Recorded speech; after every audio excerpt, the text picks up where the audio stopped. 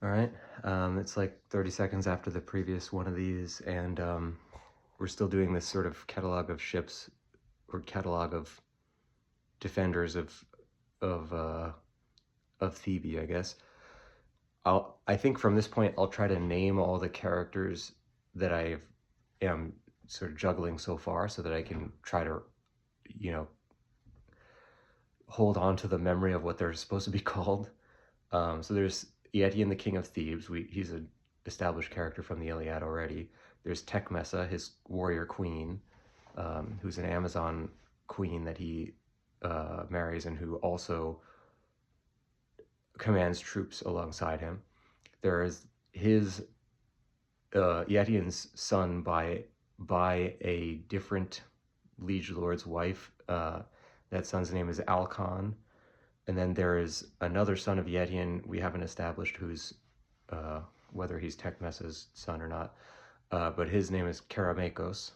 And then we have not come up with the other four sons yet, and we're going to be doing, I guess, another one of those now. So let's give it a shot.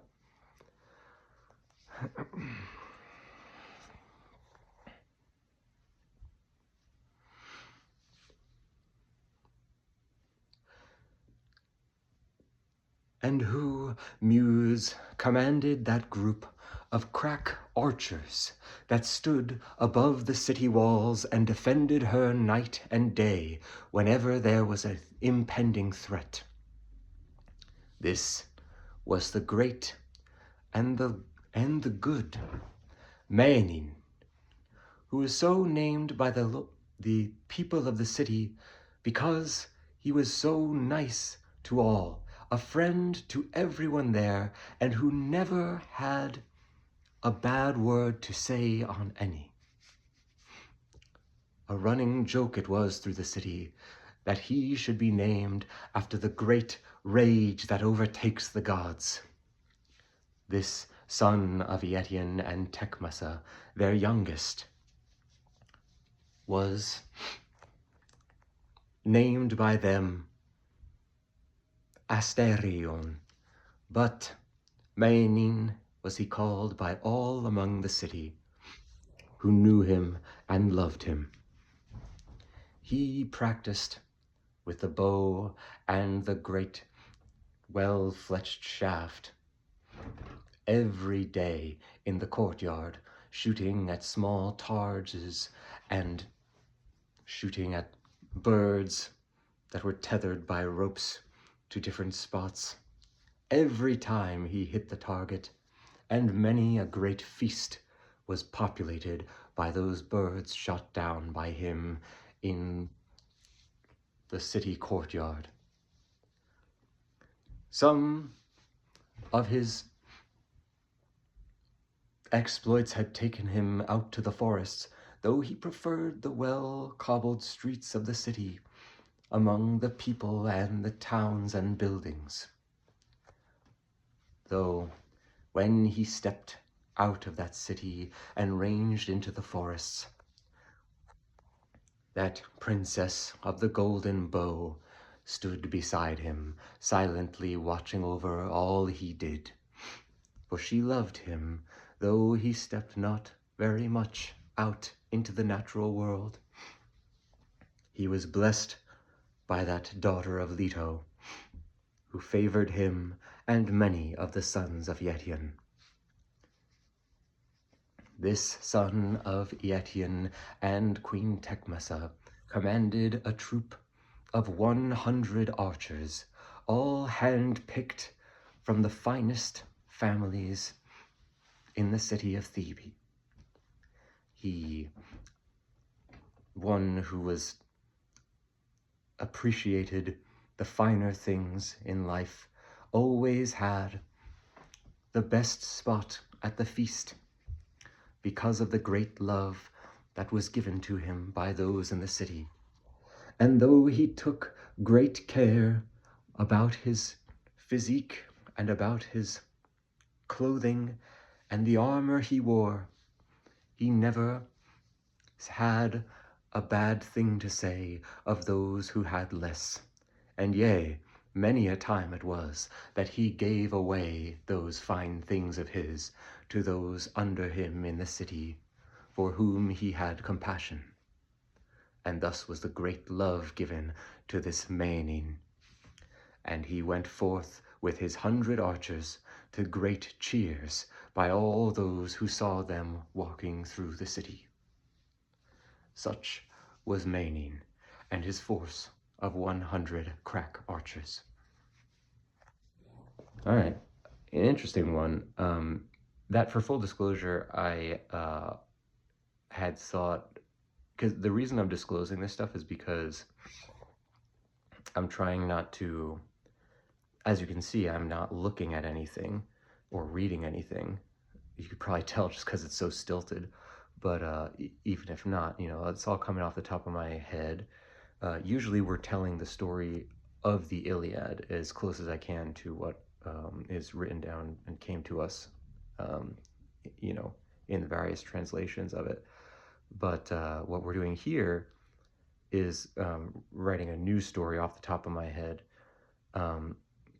And I try not to ever come up with anything before the episodes. I just do it exactly on the spot. You know, why? I don't know. To be blessed by the muse, maybe. I don't really have a great answer for it. I just feel like that's the thing to do. So whenever I do have an idea that came from outside the episode, I disclose it. And the one thing that I had come up with for this one, in the previous one, I had come up with the idea for Keramakos, the name, and also the idea that he wore a ceramic mask. In this one, I had come up with the idea that there was a son whose name was MENIN, which is like the opening word of the Iliad. It means like a godlike rage in ancient Greek. And similar to how Astyanax is kind of ironically named the Little Lord of the City, because of the deeds of his father Hector. I had the idea that this character would be like greatly loved by everybody in the city, but he would be named ironically after the most terrible rage. You know, ironically because he's like a Bob Ross type of like can't get mad type of guy. He's like such a nice guy. I thought there was some nice little touches in there that he would give away his stuff to people less fortunate than him, and that he would practice at the bow. And I added in that he was like favored by Artemis despite not being, you know, out in the forest all the time, which was kind of interesting because, you know, it's not always the characters that seem like the most obvious choice for a god's favor that end up getting it. You know, like Hector is hugely devoted to the gods, and yet a lot of them hate him, and a lot of them hate the Trojans, despite the fact that they're like reverently praying to them.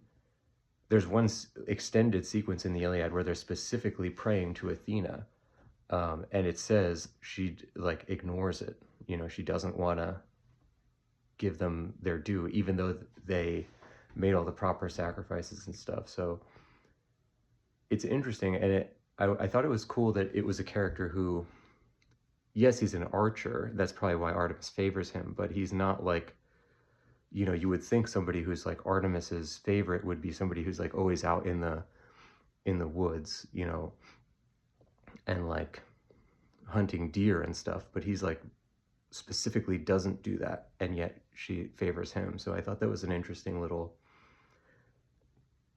I don't know, I wouldn't call it like a layer of, I guess a layer of complexity, I guess, but not that interesting. I think I could come up with some better stuff.